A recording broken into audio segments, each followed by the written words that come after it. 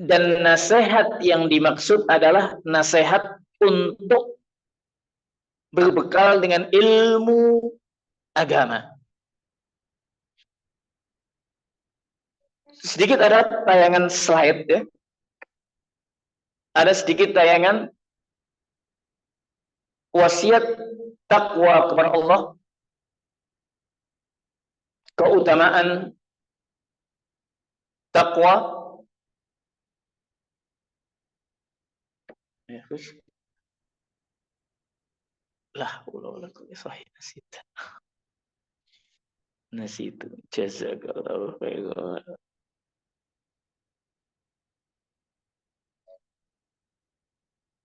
Baik. Jazakallahu khairan. Memang kalau kita gaptek ini susah. Ala kullin jazakallahu khairan akhi. Jadi ada nasihat dan wasiat dan nasihat. Wasiat takwa kepada Allah dan nasihat untuk berbekal ilmu agama.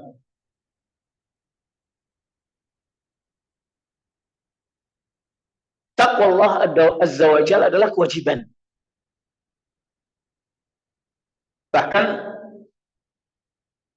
Talib bin Habib mengatakan, jika telah terjadi fitnah, maka padamkanlah dengan ketakwaan.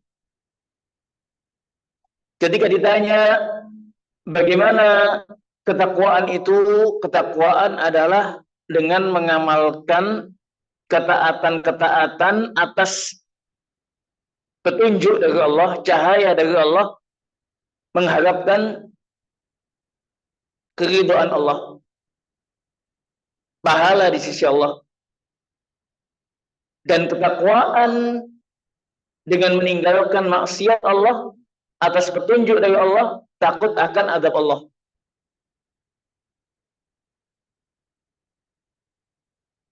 Dan tentunya keselamatan itu ketika kita takwa Allah Azza wa Jalla dan kita mengikuti sunnah Nabi Sallallahu Alaihi Wasallam.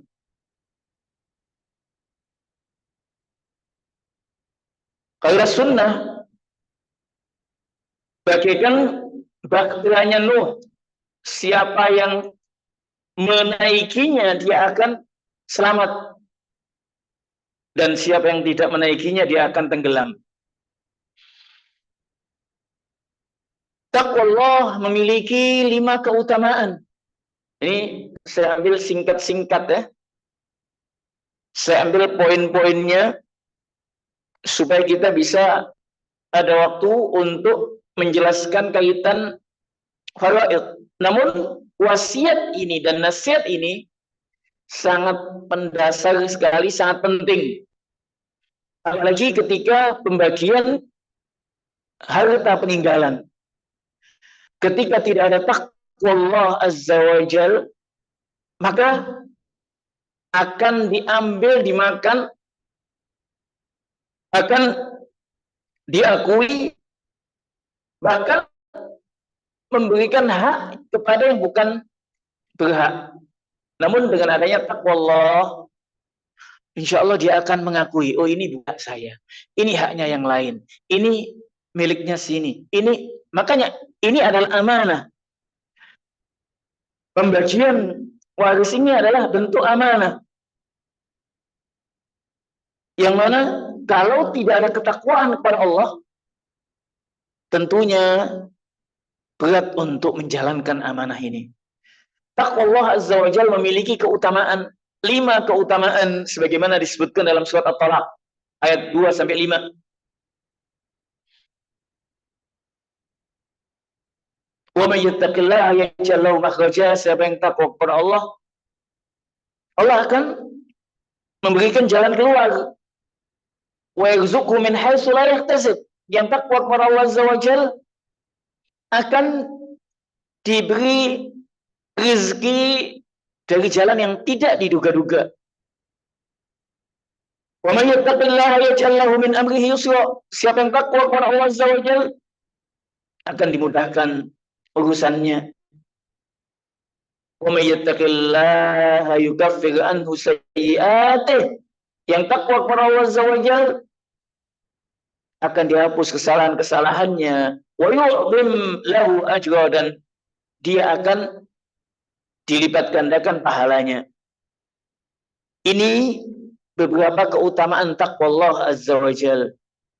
Sekali lagi, pembagian warisan khususnya dibutuhkan ketakwaan kepada Allah.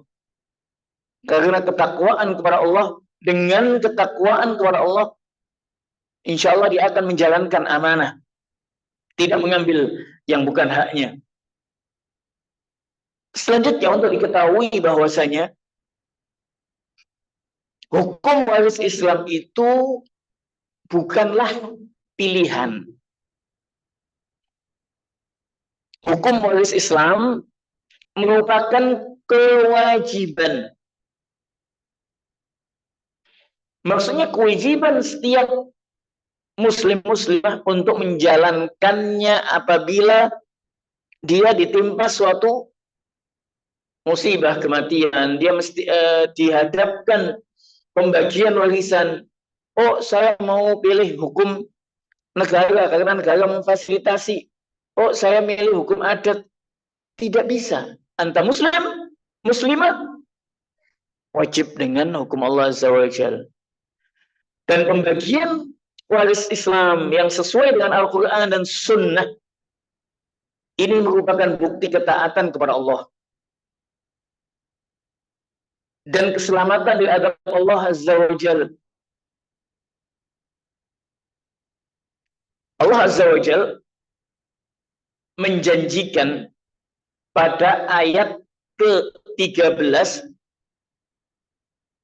setelah menjelaskan tentang bagian ahli waris pada ayat 12-nya. Pada ayat 13 Allah menjanjikan tilka hududullah. Yang demikian itu adalah batasan-batasan Allah, perintah Allah. Artinya ketetapan Allah. Wa may yuti'illaha wa rasulahu yudkhilhu jannatin tajri min tahtiha al-anhar. Siapa yang taat kepada Allah dan Rasulnya, dia akan dimasukkan ke surganya Allah Azza wa Jalla. Ini janji Allah bagi yang menjalankan ketaatan kepada Allah, menjalankan hukum waris. Allah menjelaskan ayat ini setelah pembagian warisan. Makanya ahlul ilmi menegaskan bahwasanya menjalankan hukum waris Islam adalah kewajiban. Dan Allah menjanjikan pada ayat 4, Allah menjanjikan surganya Allah Azza wa Jalla. Pada ayat selanjutnya 14, Allah mengancam, wa may ya'sillaha wa rasulahu wa yata'adda hududahu yudkhilhu naran khalidan fiha. Allah mengancam siapa yang mendurhakai Allah, yang tidak menjalankan syariat Allah dan melanggar syariat Allah, maka akan dimasukkan ke nerakanya Allah, dia kekal di dalamnya. Jadi hukum waris Islam ini adalah kewajiban, dan menjalankan hukum waris Islam ini adalah bukti ketaatan kepada Allah. Bahkan kebahagiaan hamba, keberkahan harta itu ada pada apabila seorang mengikuti hukum Allah, mengikuti hukum Allah dan tidak mendurhakai Allah. Ini wasiat takwa kepada Allah. Adapun nasihat,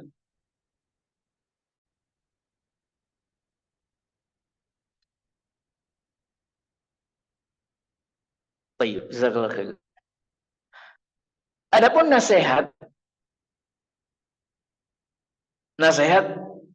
hendaknya kalian, kita semua, siapapun kita, berbekal dengan ilmu agama. Allah Azza wa Jal mengatakan tentang nabinya, memohon kepada Allah Azza wa Jal, wa qul rabbi zidni ilma, wa qul rabbi zidni ilma. Allah tidak Nabinya Shallallahu Alaihi Wasallam memohon kepada Allah, tidaklah memohon kecuali tambahan ilmu. Dan kita diajarkan oleh Nabi Shallallahu Alaihi Wasallam doa apabila kita keluar rumah di pagi harinya, Allahumma inni as'aluka ilman nafi'an, ilmu yang manfaat. Jadi senantiasalah kita berupaya, senantiasalah kita memperbaiki agama kita dengan menuntut ilmu agama, memahami apa yang seharusnya dipahami dari ibadah kita kepada Allah atau hal-hal muamalah kita kepada yang lainnya, dan tidaklah sama mereka yang berilmu dan yang tidak berilmu. Qul hal yastawil ladzina ya'lamun wal ladzina la ya'lamun. Tidaklah sama. Apakah sama? Katakanlah wahai Muhammad, apakah sama mereka yang berilmu dan yang tidak berilmu? Tentunya tidaklah sama. Nabi Shallallahu Alaihi Wasallam pula menyebutkan dalam hadis yang diriwayatkan oleh Ibnu Majah, disahihkan oleh Al-Albani, bahwasanya menuntut ilmu adalah kewajiban setiap muslim. Jadi menuntut ilmu, bekal dengan ilmu agama dalam kehidupan kita itu adalah suatu keharusan.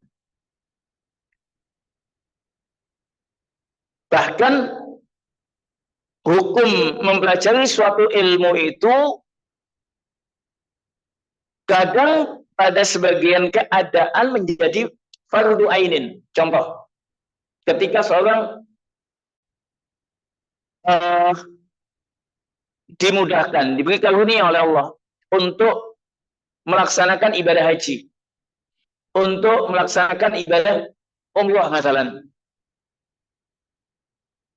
kewajiban dia untuk mempelajari bagaimana haji sesuai tuntunan Nabi, bagaimana ibadah umrah yang dilakukan oleh Nabi. Maka saat itu mempelajari ibadah haji, ibadah umrah, itu adalah suatu kewajiban. Anak muda ketika dia cukup usia untuk menikah dan dia menikah, tentunya dia mesti mengetahui, dia sebagai kepala rumah tangga mengetahui apa hal-hal yang mesti diketahui, disiapkan yang wajib diketahui apa saja dari muamalah zaujiyah, apa yang wajib dijauhi, ini wajib diilmui. Demikian pula ketika seorang dihadapkan dalam masalah pembagian warisan, maka mau tidak mau dia mesti mempelajari ilmu ini untuk menjelaskan atau membagi sesuai dengan perintah Allah dan Rasulnya. Makanya dikatakan oleh Fudail ibn Iyad, kullu amalin kana 'alaika fardhan fa talabu 'amalihi fardhun. Setiap amalan yang wajib bagimu untuk kau jalankan, maka menuntut ilmu dalam hal ini wajib. Ketika seorang dihadapkan dalam pembagian warisan, bagaimana saya bisa membagi pembagian waris ini sesuai dengan hukum Allah, maka dia mesti mempelajari hukum waris Islam ini. Baik. Insya Allah kita akan memasuki beberapa bahasan ilmu faraid melalui kitab yang mungkin sudah ditetapkan, ya, yakni Fiqh Muyassar. Jadi mungkin antum sekalian atau antuna atau kalian sudah ada kitab Fiqh Muyassar, ya, insyaallah. Insyaallah kita akan membahas tentang faraid melalui kitab Fiqh Muyassar. Di situ ada, dalam kitab ini ada 8 hal. Jadi dalam kitab tersebut ada 8 bagian. Ada 7 ya. Ada 7 bagian. Bagian yang pertama tentang makna dan anjuran untuk mempelajari ilmu waris. Sebagaimana pada halaman 450 ya, kalau nggak salah itu. Halaman 450 tentang makna dan anjuran untuk mempelajari ilmu waris. Kemudian bagian yang kedua akan disampaikan hak-hak yang berkaitan dengan harta pusaka. Akan dijelaskan pula sebab dan penghalang-penghalang warisan, sebab-sebab dan penghalang warisan. Kemudian ada bagian ketiga tentang ahli waris laki-laki dan perempuan. Halaman 453, pembagian ahli waris. Ada ahli waris laki-laki, ada ahli waris wanita. Kemudian bagian selanjutnya yang keempat, ya, jadi ahli waris laki-laki dan perempuan itu nanti akan ada dalil-dalilnya disebutkan.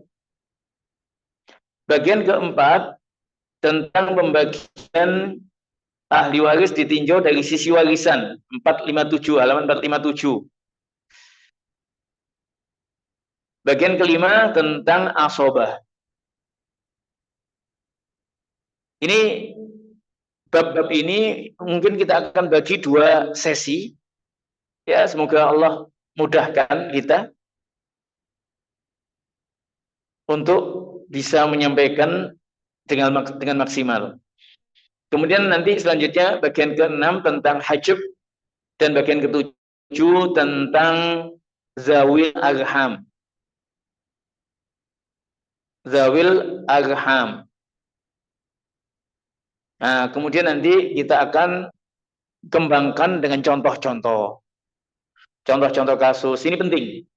Karena ilmu faraid ini, ilmu fikih waris ini tidak sebagaimana yang lainnya ya. Yang membutuhkan bukan hanya pemahaman teori, melainkan juga dipraktekkan dalam kehidupan, dalam membagi, dalam menyelesaikan penghitungan, dalam menyelesaikan warisan tersebut. Baik, kita mulai dengan bagian yang pertama. Jadi kalau di bagian pertama itu disebutkan oleh muallif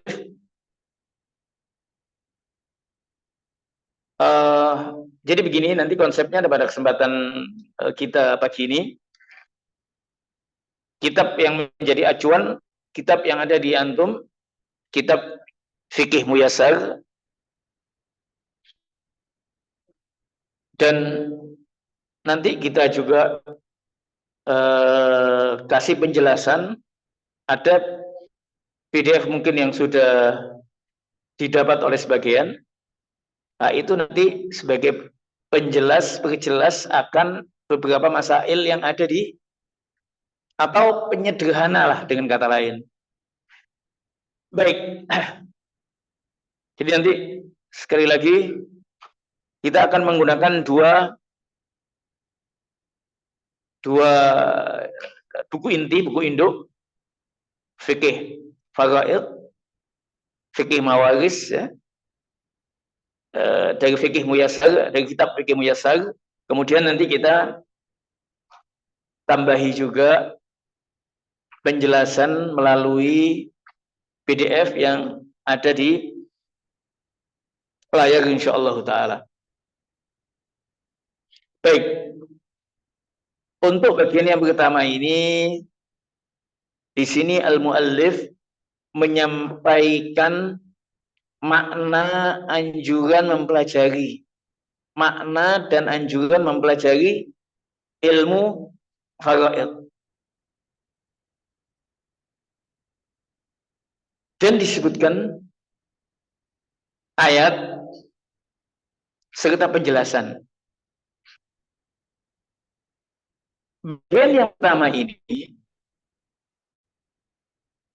untuk sederhananya, bagian yang pertama ini,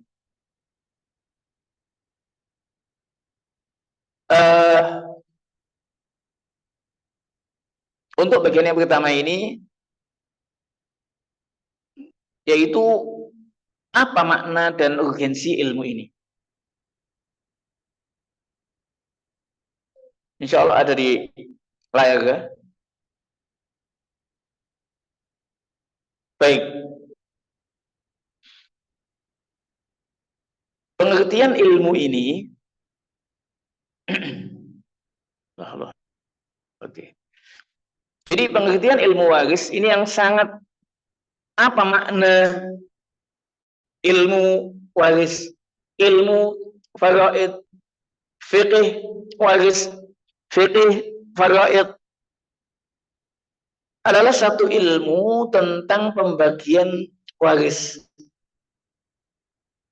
Baik teori fikihnya, artinya difahami bagian ibu sekian, sepertiga, seperenam, bagian suami setengah atau seperempat, bagian istri seperempat atau seperdelapan, bagian anak perempuan. Ini ilmu teorinya. Kemudian ketentuan-ketentuan mendapatkan warisan apa saja, penghalang-penghalangnya apa saja. Selanjutnya nantinya praktek penghitungannya, hisaban, bagaimana mengaplikasikan, membagi hak-hak yang didapat oleh ahli waris ini kepada pemiliknya. Nanti akan kita contohkan. Dalam definisi yang lain disebutkan, ilmu waris adalah satu disiplin ilmu yang membahas tentang ahli waris. Artinya siapa yang berhak mendapatkan warisan dan siapa yang tidak berhak mewarisi. Misalkan ada dua anak, orang meninggal, laki-laki meninggalkan dua anak. Yang satu muslim, yang satu bukan muslim. Nah, ini kita bisa dengan ilmu ini, mengetahui ilmu waris ini, Islam, akan diketahui yang berhak atas peninggalan mayit muslim ini siapa. Dan yang tidak berhak itu siapa. Ketika ada seorang meninggalkan saudara laki-laki 3, si mayit memiliki anak laki-laki, saudara laki-laki tidak mendapatkan karena ada anak laki-laki. Nah, inilah teori-teori ilmu, teori-teori yang didapat, yang ada dalam ilmu faraid. Kemudian dan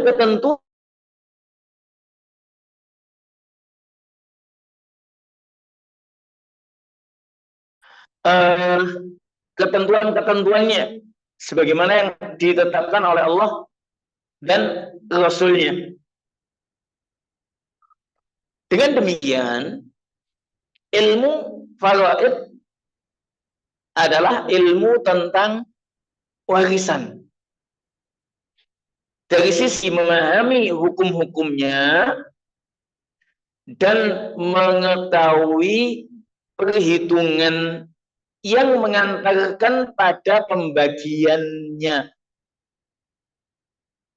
Ini ilmu faraid.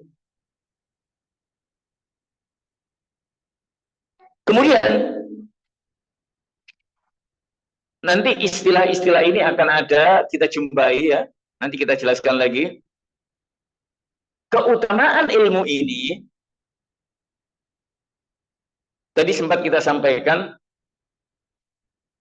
keutamaan ilmu ini ilmu waris Islam, bahwasanya untuk diketahui syariat Islam adalah ajaran yang Allah wahyukan kepada Nabi Shallallahu Alaihi Wasallam, mencakup akidah, ibadah, muamalah, akhlak, dan telah sempurna dengan turunnya firman Allah, al-yauma akmaltu lakum dinakum wa atmamtu alaikum ni'mati. Syariat Allah ini telah sempurna, dan itu telah Allah tegaskan dalam surat Al-Maidah ayat yang ketiga. Dan kelebihan keutamaan ilmu waris Islam ini diketahui dengan kita membandingkan. Membandingkan dengan apa? Dengan syariat sebelum Islam. Di masa jahiliyah, warisan itu hanya diperoleh laki-laki yang kuat, yang bisa mendatangkan rampasan perang. Sehingga perempuan, seorang anak perempuan, seorang ibu, seorang kakek, istri, saudara perempuan, semuanya tidak mendapatkan. Islam menetapkan bagian masing-masing. Bahkan seorang kakek, nenek, bahkan ada dalam bahasan faraid, janin dalam kandungan pun ada hitungannya. Jika dia lahir hidup, maka akan mendapatkan bagian. Anak perempuan pun mendapatkan, ibu, istri, semua mendapatkan. Dan kalau kita lihat syariat-syariat selain Islam itu tidaklah memberikan warisan itu. Bahkan kalau di barat itu, maaf, ada yang mewasiatkan peninggalannya itu semua untuk anjingnya. Saudaranya apa tidak mau dikasih. Intinya bagaimana kita bisa mengetahui kelebihan keutamaan ilmu ini dengan kita membandingkan. Oh, ini lebih bagus dari ini. Oh, ini lebih cantik dari ini lebih. Kalau ada bandingkan, kalau dari bandingkan ya tidak bisa. Dan cukuplah sebagai keutamaan Allah Azza wa Jal yang telah menjelaskan, menentukan kadar ahli waris sebagaimana yang Allah telah rincikan dalam An-Nisa ayat yang ke-11, 12, dan 176. Kalau kita perhatikan, Allah mensyariatkan sholat, puasa, itu semuanya global. Wa aqimus sholat, wa atuz zakah. Bagaimana menunaikan sholat, bagaimana menunaikan zakat, dijelaskan oleh Nabi SAW, yang menunjukkan bahwasanya Al-Quran dan Sunnah itu tidak bisa dilepaskan. Al-Quran menjelaskan Sunnah, Sunnah menjelaskan Al-Quran. Keduanya saling melengkapi, menjelaskan. Dalam puasa, tata caranya dijelaskan oleh Nabi SAW, hadis-hadis Nabi SAW. Dalam faraid ilmu waris Islam, Allah menetapkan bagian-bagiannya dalam ayat 11, 12, 176 An-Nisa telah dirincikan oleh Allah Azza wa Jalla. Ini menunjukkan akan keutamaan ilmu ini. Adapun sebagian hadis-hadis yang disebutkan, pelajarilah ilmu faraid dan ajarkanlah, yang diriwayatkan oleh Ibnu Majah, Darqutni, sebagian mendoifkan, sebagaimana Al-Albani, Ibnu Mulaqin, Al-Zahabi. Demikian pula hadis yang menjelaskan tentang pelajarilah Al-Quran dan ajarkanlah kepada manusia. pelajarilah ilmu faraid dan ajarkanlah kepada manusia. Ini pun disebutkan oleh sebagian al-ulama ada sanad yang terputus, lemah. Demikian pula hadis yang menjelaskan ilmu itu ada tiga. Ilmu itu ada tiga, selainnya sifat tambahan, yakni ayat-ayat muhkamah, ayat yang jelas, sunnah Nabi, dan ilmu faraid. Hadis Abu Dawud, Ibnu Majah, didhaifkan oleh Al-Zahabi dan juga Al-Albani.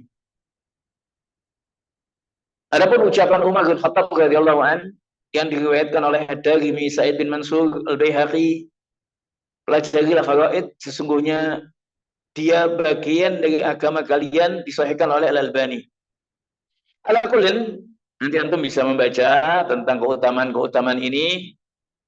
Kesimpulannya pada bagian yang pertama ini, ya, kesimpulan pada bagian yang pertama ini, kalau kita kembali kepada kitab yang ada pada antum semua itu, jadi ilmu faraid ini ilmu tentang warisan dari sisi memahami hukum-hukumnya dan mengetahui perhitungan yang mengantarkan pada pembagiannya. Dengan demikian diketahui pentingnya ilmu ini. Ilmu ini amatlah penting untuk dipelajari oleh setiap muslim.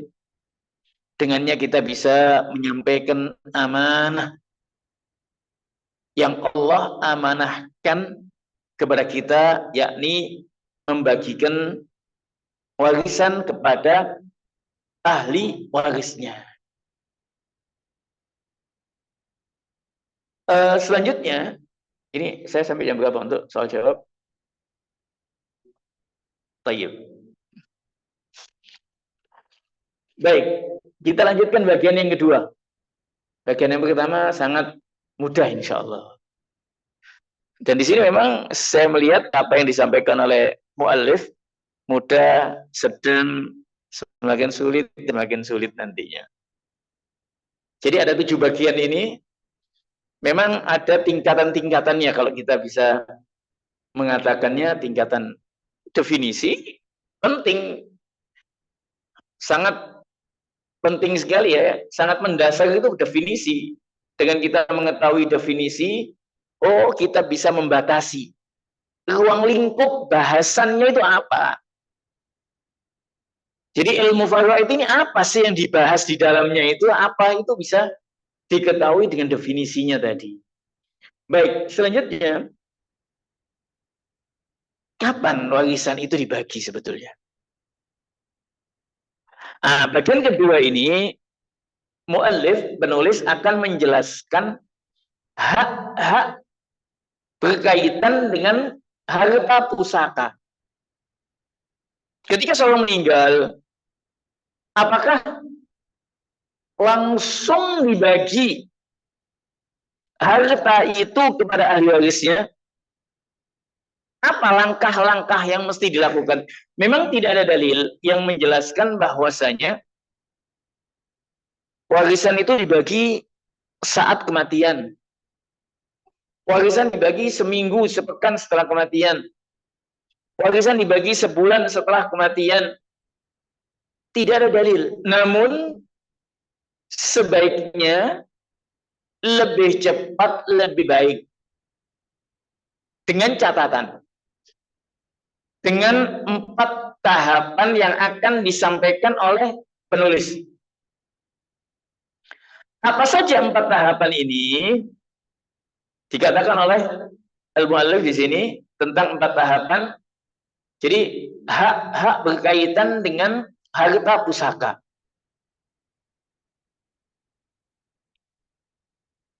Apa itu harta pusaka? Harta pusaka adalah harta yang ditinggalkan oleh si mayit. Harta pusaka itu bukan pedang sakti atau pusaka itu bukan. Apapun yang ditinggalkan oleh si mayit. Oh, si mayit punya HP. Si mayit punya uang tunai di bank, si mayit punya mobil, si mayit punya sepeda motor, si mayit punya. Jadi harta yang ditinggalkan oleh si mayit berupa uang rupiah, uang dolar, uang real, uang barang apapun yang dia miliki saat hidupnya dan hak-hak, mungkin dia punya piutang. Ada 4 hak berkaitan dengan harta pusaka ini. Ada 4 hak berkaitan dengan harta pusaka ini. Yang pertama, pengurusan jenazah.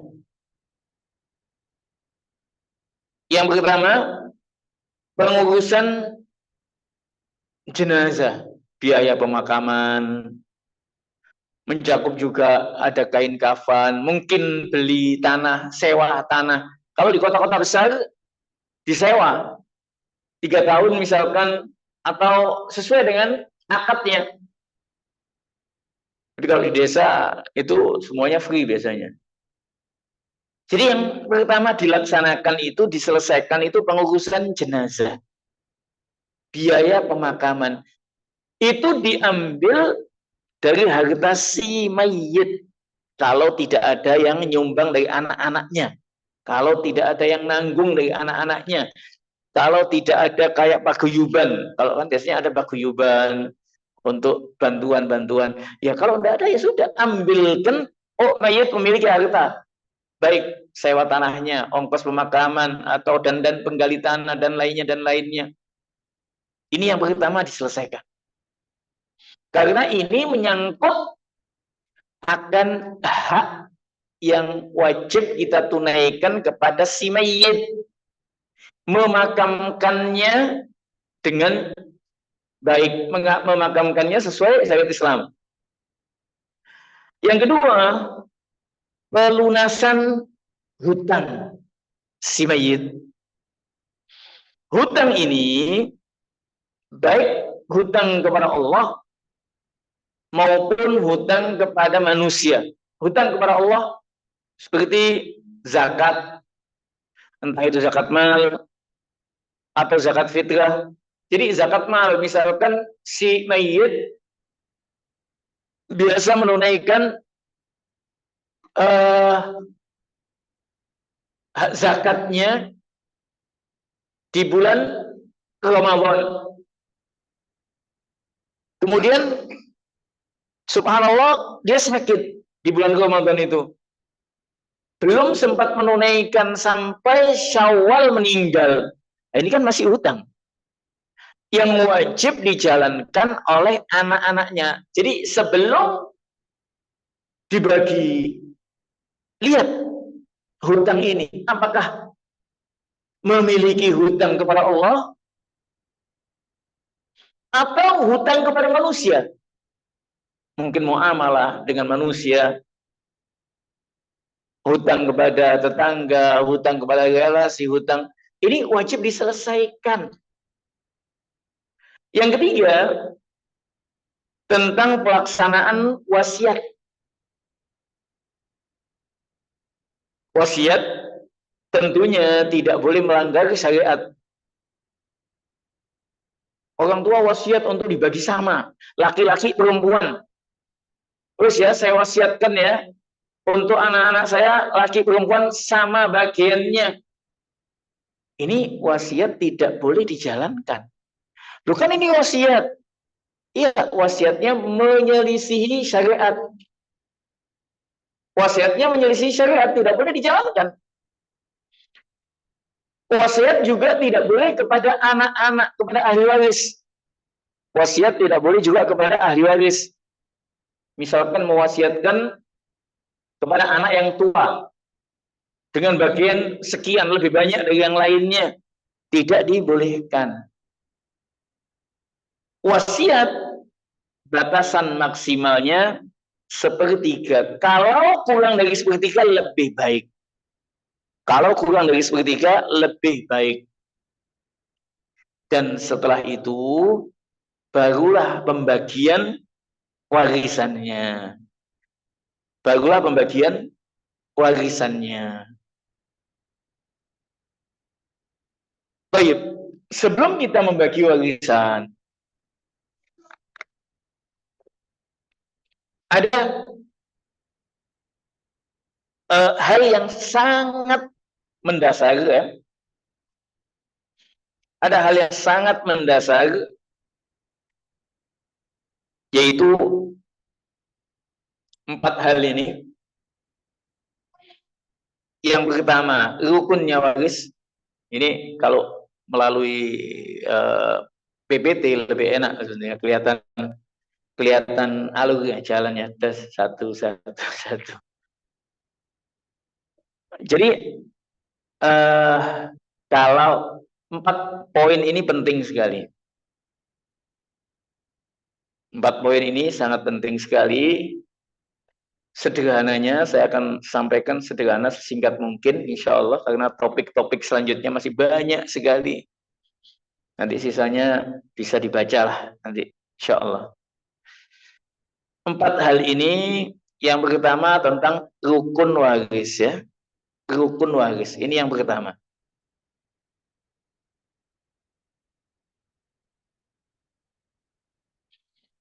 Apa saja rukun waris? Rukun waris itu ada 3. Rukun waris itu yang pertama pewaris. Pewaris itu si mayit yang meninggal. Dalam istilah bahasa Arab, al-muwarris. Al-muwarris, pewaris yang meninggal. Yang kedua adalah ahli waris yang hidup. Dan yang ketiga adalah harta warisan.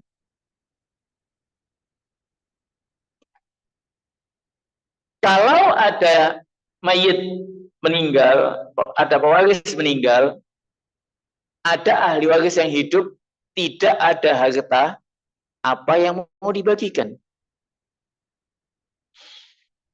Ada pewaris yang meninggal, ada harta, tidak ada ahli waris, kemana, siapa, kemana mau dibagikan? Ada ahli waris yang hidup, ada harta warisan, belum ada mayit. Tidak ada mayit.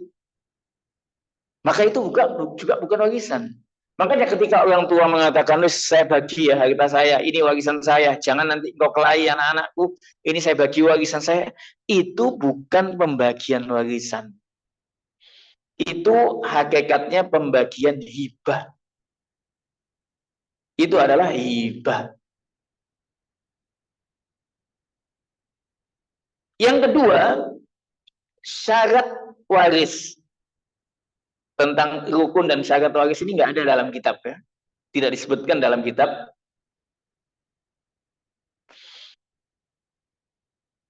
Syarat waris pun ada 3. Yaitu ada wafatnya pewaris,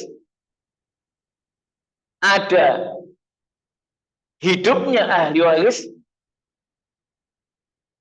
dan ilmu tentang pembagian.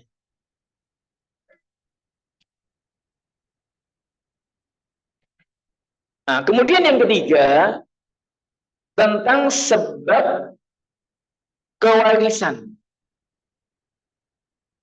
Ini ada dalam kitab. Sebab dan penghalang waris disebutkan dalam kitab. Dalam kitab tadi di halaman 452. 452 disebutkan tentang ini.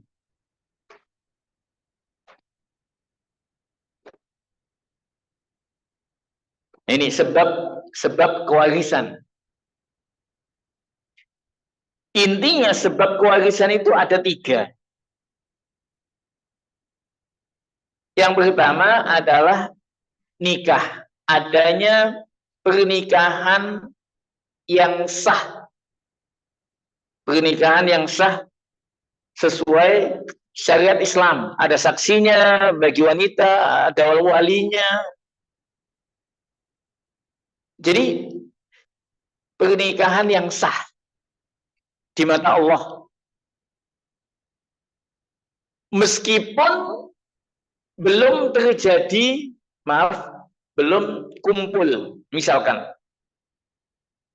seorang laki-laki ketika akad nikah, setelah akad ya, setelah mengucapkan qabil tu nikahaha wa tazwijaha bil mahril madkur, senangnya dia pingsan meninggal. Dia sudah mengucapkan akad nikah tadi, sudah sah. Karena senang pingsan, game over, habis meninggal. Apa yang dia miliki, mungkin dia punya mobil, mungkin dia punya harta, maka istrinya di balik layar, di balik tirai, di balik hijab yang sudah disebutkan dalam akad itu, sudah sah istrinya, dia punya hak 1/4 dari apa yang dimiliki oleh si mayit. Ini nikah. Dalilnya jelas, An-Nisa ayat yang ke-12. Tentang bagian masing-masing suami dan istri. Yang kedua adalah nasab. Adanya hubungan nasab. Adanya hubungan nasab. Artinya nasab ini adalah kekerabatan, hubungan kekerabatan dengan si mayit. Dan nasab ini nanti dalam istilah faraid ada yang istilahnya induk. Induk itu ke atas, ada yang cabang ke bawah, ada yang hawasi. Coba untuk nasab ini perhatikan di layar ya, perhatikan di layar. Tampil ya insya Allah ya di layar ya. Sudah. Sebentar, ada baik.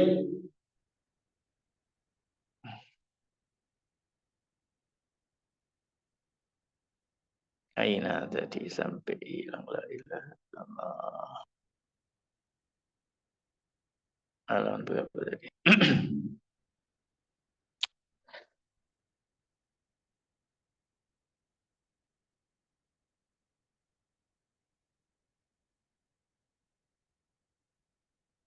Baik, disebutkan pada, ya bisa di layar. Ambil ya, ada. Maaf, ada sedikit. Ayo. Jadi di layar ini bisa dilihat, memahami bagan ini melalui mayit ya. Jadi titik dari mayit itu kita lihat.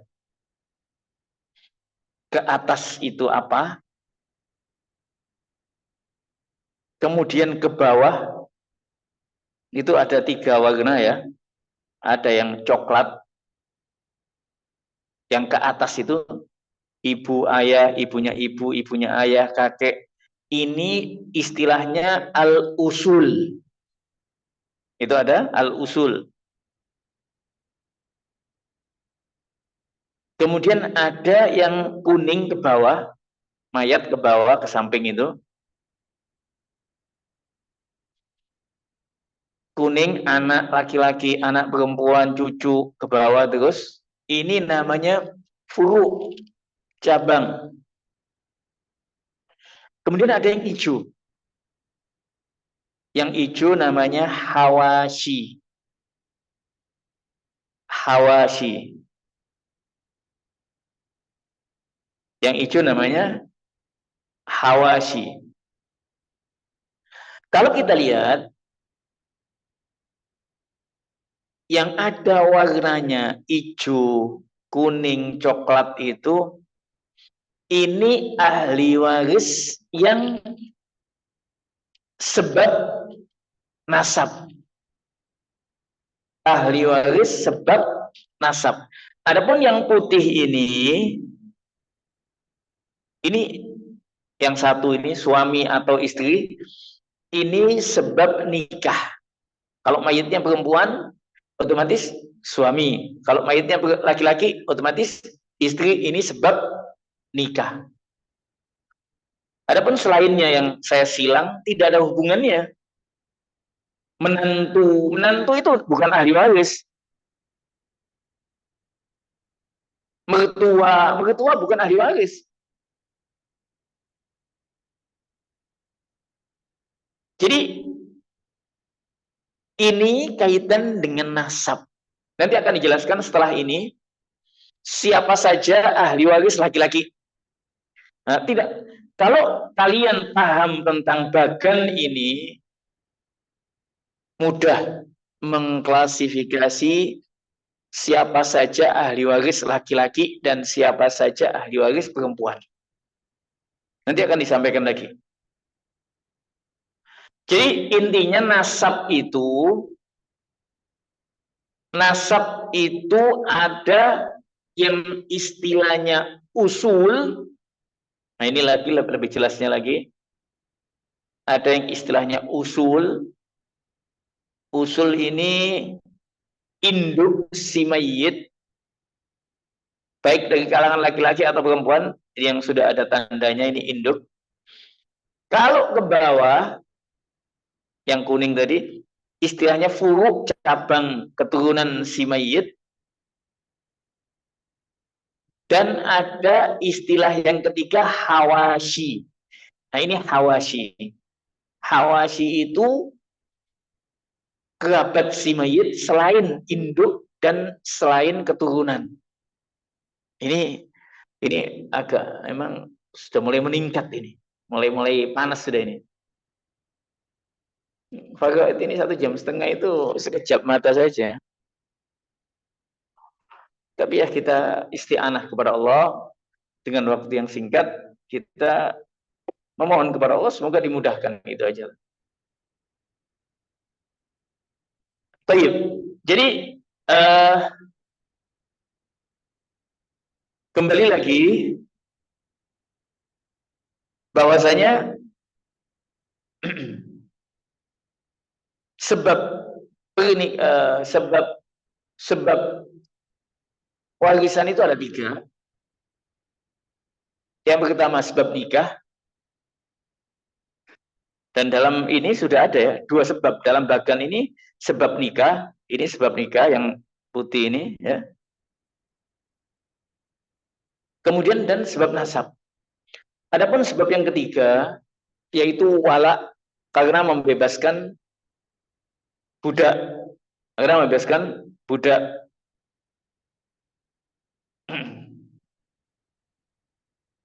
Jadi yang ketiga adalah sebab wala, membebaskan budak. Dalam hal ini sebab yang ketiga ini sudah agak langkah, agak sulit dijumpai, mungkin ada di belahan bumi Allah yang lain. Intinya yang poin yang utama yang ingin saya garis bawahi dan juga yang dikatakan oleh penulis dalam buku, oleh muallif dalam buku,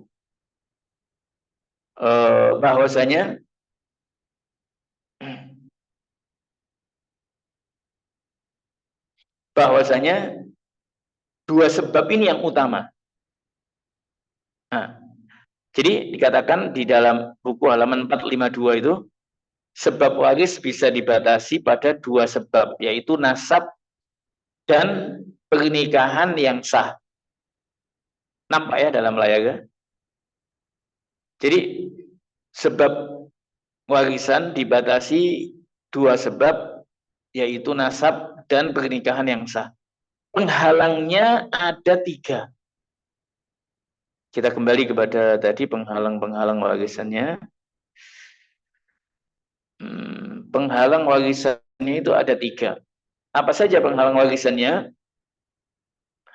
Penghalang warisan itu yakni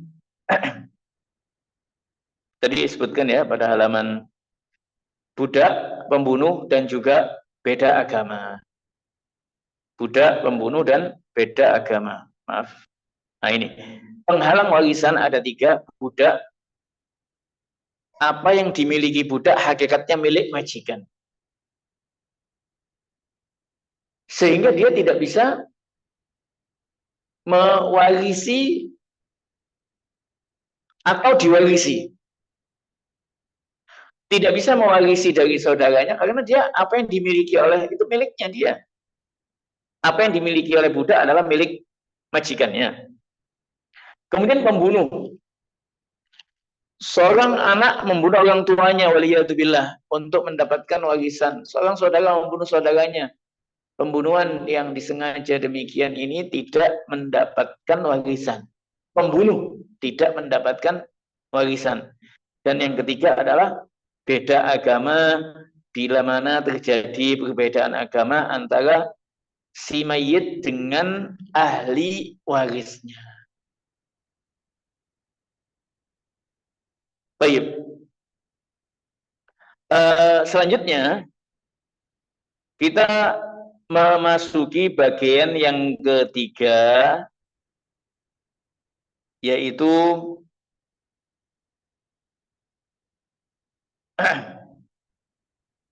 bagian yang ketiga, yaitu ahli waris laki-laki dan perempuan. Ahli waris laki-laki dan perempuan.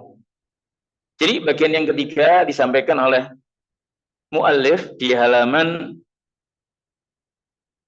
453, pembagian ahli waris.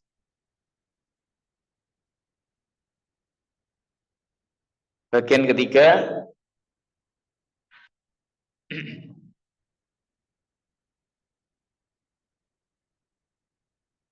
pada halaman 453, bagian ketiga pembagian ahli waris. Nah, di sini nih akan dijelaskan dengan dalil-dalilnya siapa saja ahli waris laki-laki dan siapa saja ahli waris perempuan. Pada kitab dijelaskan, pada kitab yang ada pada kalian, disebutkan ahli waris laki-laki ada 10. Ya.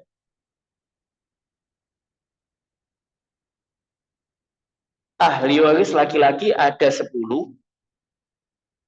dan ahli waris perempuan ada 7.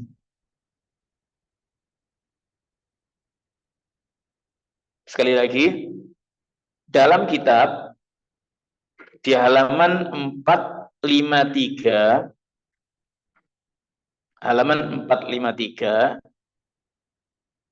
itu dijelaskan ahli waris laki-laki ada 10. Ini secara global. Secara global ahli waris laki-laki itu ada 10. Siapa saja 10 ini? 1 dan 2 itu anak laki-laki dan cucu laki-laki dari anak laki-laki. Kemudian disebutkan dalilnya. Jadi yang disebutkan oleh muallif, ahli waris laki-laki ada 10 itu secara global. Ahli waris perempuan ada 7 itu pun secara global. Pada tayangan ataupun layar yang slide, maaf,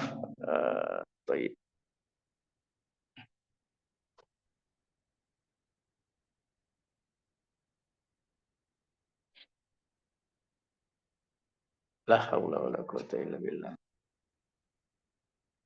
Limadha hadha? La afham. Agak menghilang tadi, yang mana? Yang ini kan? Ada. Aiyah, Allah musta'an. Jazakallahu khairan. Baik. Jadi kalau antum melihat pada file yang ada di layar, misalkan di sini dijelaskan tentang afwan, bukan ini.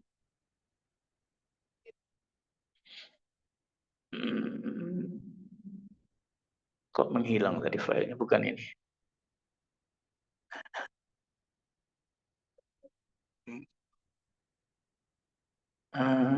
Tiba-tiba menghilang. La laisa hadha. Allahu musta'an. Kaifa hadha? Tersalah pencet.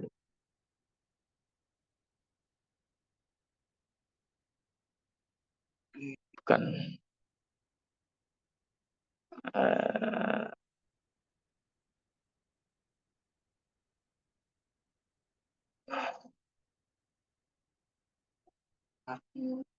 Atau pakai PDF-nya aja, guys. Baik. Jadi yang ini aja, guys. Dalam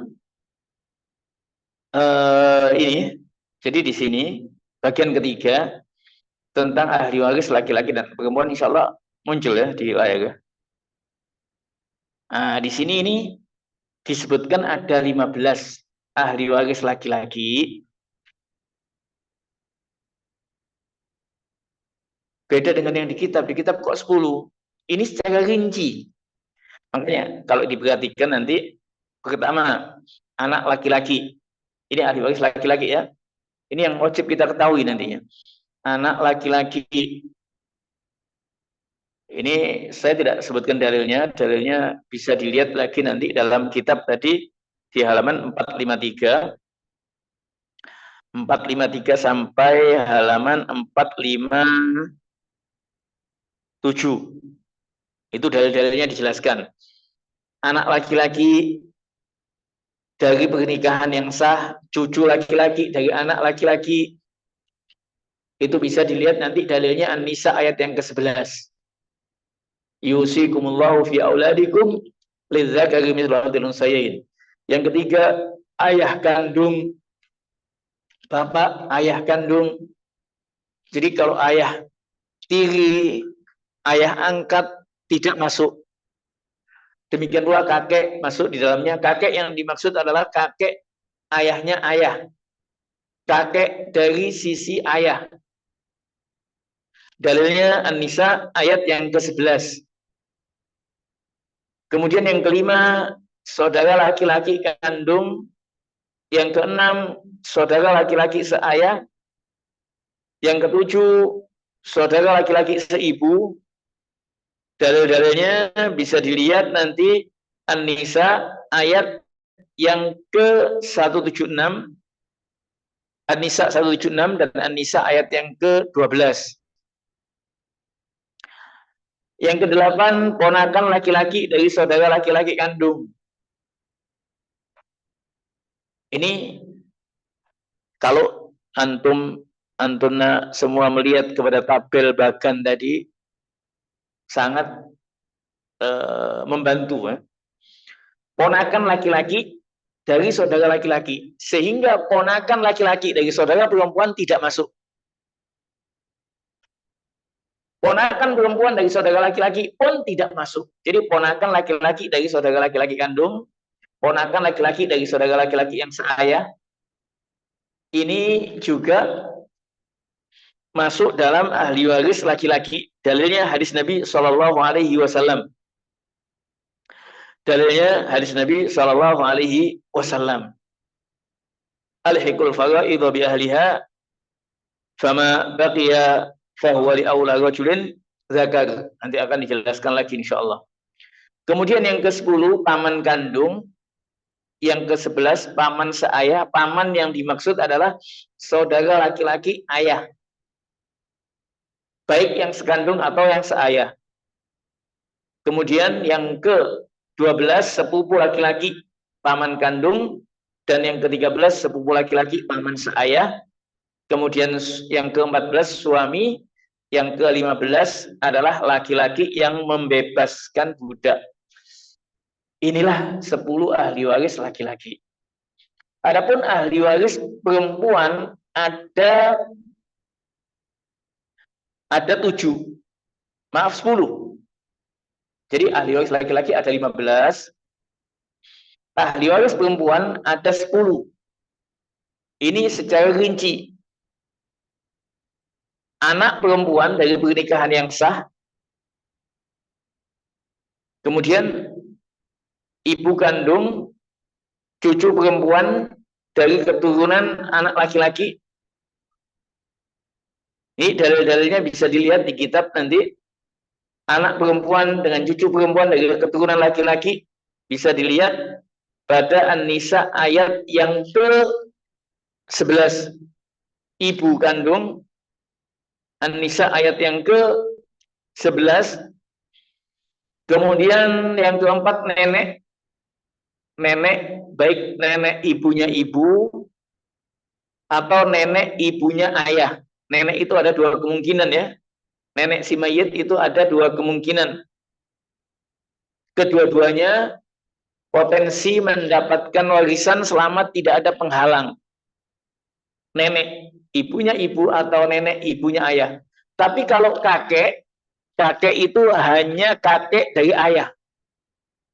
Kakek dari ibu bukan ahli waris. Kakek dari ibu bukan ahli waris.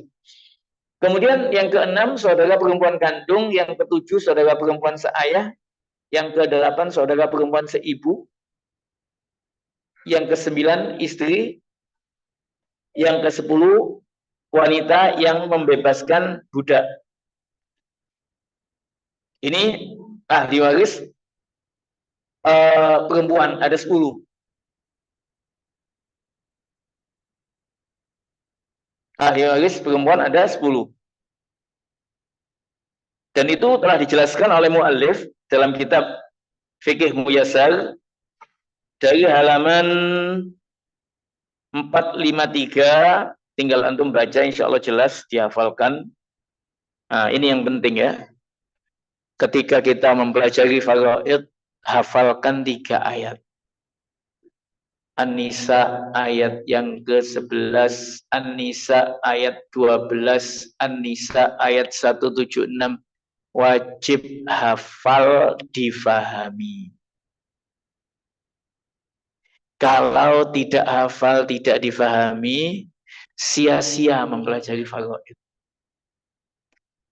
Jadi kunci yang utama, pahami ayat 11, 12, hafalkan dan fahami ayat 11, 12, dan 176 An-Nisa. Aduh, saya malas, saya tidak bisa, saya tidak akan bisa selamanya. Tidak akan bisa. Kemudian isti'anah kepada Allah Azza wa Jalla, meminta pertolongan Allah, semoga dimudahkan dalam memahaminya. Ini penting. Ini penting sekali. Baik, masih ada waktu 10 menit ini ya. Ini semakin meningkat. Pada bab yang keempat, bagian yang keempat ini semakin meningkat. Sedikit kita lanjutkan bagian yang keempat. Bagian yang keempat yang disebutkan oleh penulis dalam kitab halaman 457 tentang pembagian ahli waris ditinjau dari sisi warisan. Pembagian ahli waris ditinjau dari sisi warisan. Jadi bagian yang keempat ini akan dijelaskan setelah tadi dijelaskan ada 25 ya, ahli waris laki dan perempuan. Siapa saja ahli waris laki-laki ada 15, ahli waris perempuan ada 10, otomatis 25 totalnya. Dari 25 ahli waris ini ada di antara mereka yang mendapatkan bagian tetap, dan ada di antara mereka yang mendapatkan bagian sisa, asobah. Nah, inilah yang wajib kita kenali. Warisan itu ada dua macam. Ada waris dengan fardu. Apa itu fardu? Fardu di sini adalah bagian yang telah ditetapkan. Warisan dengan bagian yang telah ditentukan. Suami mendapat setengah. Itu kan sudah ditetapkan, ditentukan. Suami mendapatkan seperempat. Istri mendapatkan seperempat. Istri mendapatkan seperdelapan. Ada ketentuan-ketentuannya. Tidak boleh lebih, ya sudah itu. Ibu mendapatkan sepertiga. Ibu mendapatkan seperenam. Nenek mendapatkan, ini semua ada ketentuannya yang telah ditetapkan dalam Islam oleh Allah dan Rasulnya.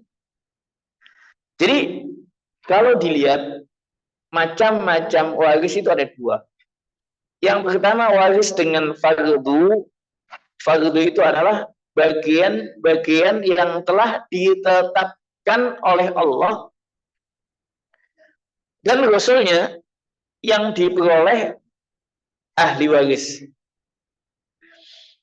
Sedangkan bagian yang ditetapkan oleh Allah itu ada 6 bagian. Ada 6 bagian. Di sana ada bagian setengah. Bagian setengah ini bisa dilihat An-Nisa ayat yang ke-11, An-Nisa ayat 176, An-Nisa ayat yang ke-12, ada bagian setengah. Ada bagian seperempat, An-Nisa ayat yang ke-12. Ada bagian yang ketiga, seperdelapan, An-Nisa ayat yang ke-12. Nah, ini nanti bisa dilihat bagian-bagian yang ditetapkan itu, yaitu An-Nisa ayat 12, setengah, An-Nisa ayat 11, 12, 176, seperempat An-Nisa ayat 12, seperdelapan An-Nisa ayat 12, 2/3 An-Nisa ayat yang 11 dan 176, sepertiga An-Nisa ayat 11, ayat 12, seperenam ayat An-Nisa ayat 11 dan 12. Inilah bagian-bagian yang ditetapkan oleh Allah Azza wa Jalla. Adapun yang kedua, warisan dengan asobah. Asobah itu adalah bagian yang tidak ditentukan.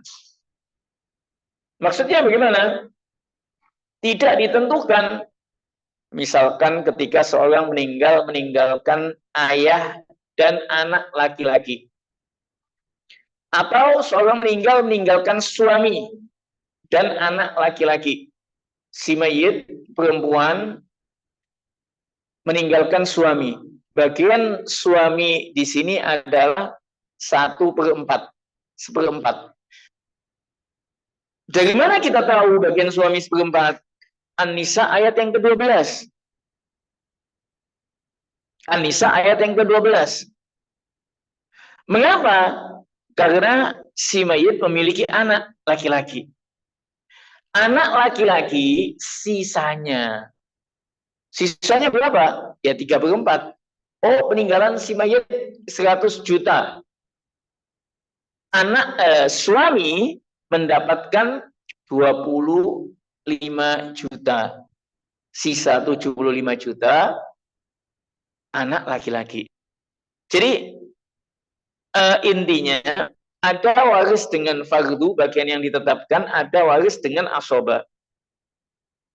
Sehingga ahli waris itu dilihat pembagian, ditinjau dari sisi warisan ada 4 kelompok. Ini ada di kitab halaman 457. Halaman 457. Pembagian ahli waris ditinjau dari sisi warisan ada 4 kelompok. Yang pertama, ahli waris yang mendapatkan bagian yang tetap, bagian yang ditentukan, mendapat bagian fardu, bagian yang ditetapkan. Siapa saja mereka? Mereka ada 7, yaitu suami, istri, ibu. Di situ di kitab itu ada kesalahan, maaf. Di kitab saya tampilkan ada kesalahan yang terjemahan.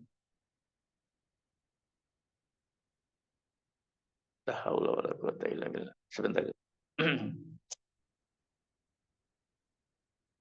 Di kitab itu ada kesalahan ya, kesalahannya sedikit, cuman lumayan fatal.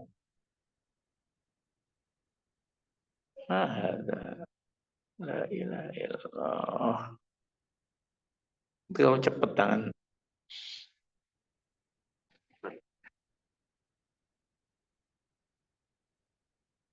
Yang ini aja sudah. Sudah ini aja. Baik, di halaman 457. Di halaman 457 di situ disebutkan. Jadi saya bacakan halaman 457, ahli waris yang mendapatkan fardu, yaitu bagian tertentu saja. Mereka ada 7. Suami, istri, kakek. Nah, ini salah. Bukan kakek. Mestinya itu nenek. Loh, nenek kok 2 kali? Iya. Jadi nenek itu kan ada nenek dari ayah, ada nenek dari ibu. Jadi yang mendapat bagian tetap itu suami, istri, nenek dari ayah, nenek dari ibu, kemudian ibu, kemudian saudara laki-laki seibu, dan saudara perempuan seibu. Sekali lagi, 7 ahli waris yang mendapatkan bagian tetap ini adalah suami, istri, nenek dari ibu, nenek dari ayah, ibu, saudara laki-laki seibu, saudara perempuan seibu. Makanya saya buatkan tabelnya itu kan dalam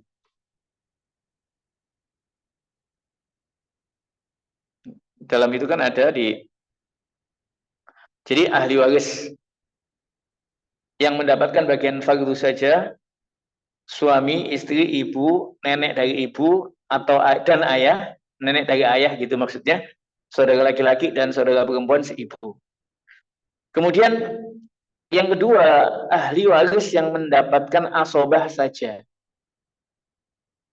Itu semua ahli waris laki-laki yang telah disebutkan ada 15, kecuali selain suami, ayah, kakek, saudara laki-laki seibu. Dan ditambah wanita yang membebaskan budak. Jadi totalnya ada 12 ahli waris yang mendapatkan asobah. Kemudian ada ahli waris yang terkadang mendapatkan bagian tetap dan terkadang mendapatkan asobah, tidak menyatukan keduanya. Ada 4, anak perempuan, cucu perempuan dari anak laki-laki, saudara perempuan kandung, saudara perempuan sebapak, dan yang keempat, ahli waris yang terkadang mendapatkan fardu, terkadang mendapatkan asobah, dan terkadang menyatukan keduanya, yaitu ayah dan kakek dari jalur ayah. Waktunya habis. Baik, ini masih bagian keempat ya, masih ada. Dan di bagian keempat ini sebetulnya intinya bisa dikatakan inti di bagian keempat ini yang mesti dijelaskan tentang bagian masing-masing. Ya, insya Allah kita lanjutkan. Ya, di slide itu memang ada semua, kita jelaskan. Nah, ini nanti akan dijelaskan oleh penulis tentang siapa saja pemilik bagian setengah, siapa saja pemilik bagian seperempat, siapa saja pemilik bagian seperdelapan, siapa pemilik bagian sepertiga, 2/3, siapa pemilik bagian sepertiga, siapa pemilik bagian seperenam, dan ketentuan-ketentuannya. Ini yang intinya ini. Nah, ini juga ketentuan ini kalau nggak difahami, kita tidak akan bisa membagikan kepada ahli warisnya. Kapan suami mendapatkan setengah? Oh, jika ketentuannya demikian, demikian, demikian. Ini penting sekali untuk difahami. Dan ini inti dari bab keempat ini lumayan panjang. Tidak bisa satu pertemuan. Bab 4 saja, bagian keempat saja. Itu membutuhkan ya lumayan. Apalagi dalam memahaminya harus dijelaskan contoh-contoh kasus. Dan dalam ilmu ini, faraid ini harus banyak mencontohkan kasus-kasus. Oh, contoh kasus ini, contoh kasus ini, contoh kasus ini. Kalau enggak, tidak akan paham. Kalau enggak, tidak akan paham. Jadi insya Allah kita senantiasa memohon kepada Allah untuk dimudahkan dalam memahami ilmu, mengamalkan dengan ilmu yang kita dapat, dan semoga ada waktu yang lain untuk menjelaskan lanjutan tentang masalah ini. Insya Allah pekan mendatang lah, insya Allah bismillah. Dan kita senantiasa memohon taufik kepada Allah. Semoga kita dimudahkan dalam mengamalkan ilmu dan pula dimudahkan dalam memahami serta kita mohon kepada Allah semoga diteguhkan kita di atas Islam dan sunnah, dan di atas aqidah, di atas manhaj. Aku qouli hadza, kita cukupkan sampai di sini ya, sesuai dengan waktunya. Wallahu taala a'la wa alam.